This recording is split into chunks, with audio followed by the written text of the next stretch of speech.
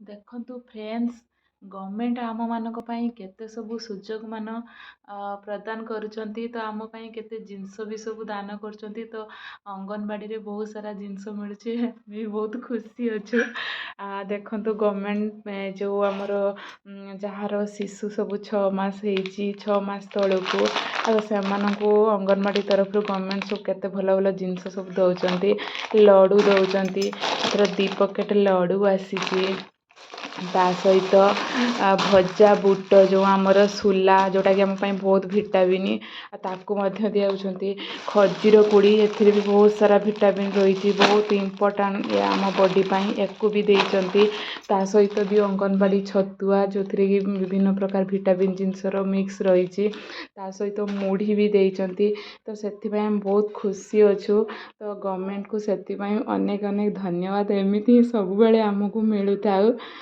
ବହୁତ ଖୁସି ଲାଗୁଛି।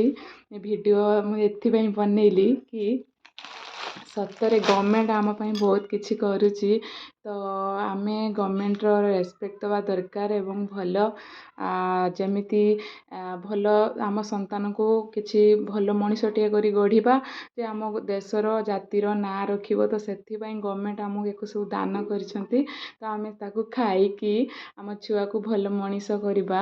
ଆଉ ସେ ଦାନ କରିବାର, ସେ ଯେଉଁ ଗଭର୍ଣ୍ଣମେଣ୍ଟ ଆମ ପାଇଁ ଯେଉଁ ଜିନିଷ ସବୁ ପଇସା ସବୁ ସାରୁଛି, ତା'ର କିଛି ଭ୍ୟାଲ୍ୟୁ ଆସିବ। ତ ସେଥିପାଇଁ ଗଭର୍ଣ୍ଣମେଣ୍ଟକୁ ବହୁତ ବହୁତ ଧନ୍ୟବାଦ। ଏବଂ ସବୁବେଳେ ଆମେ ସରକାରଙ୍କ ପାଖରେ ଋଣୀ, କାହିଁକିନା ସେ ସବୁବେଳେ ପାଇଁ ଆମ ପାଇଁ କିଛି ନା କିଛି ଉତ୍ତମ ଚିନ୍ତାଧାରା ନେଉଛନ୍ତି। ବେଶୀ କରି ଏଇ ଯେଉଁ ପ୍ରେଗନେଣ୍ଟ ମହିଳାମାନଙ୍କ ପାଇଁ।